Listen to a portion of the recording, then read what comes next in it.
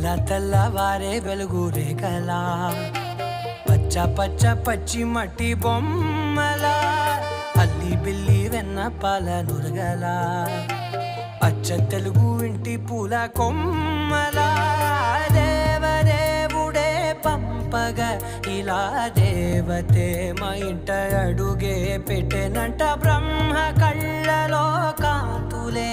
మా అమ్మలా మా కోసం మళ్ళీ లాలి పాడేనంట.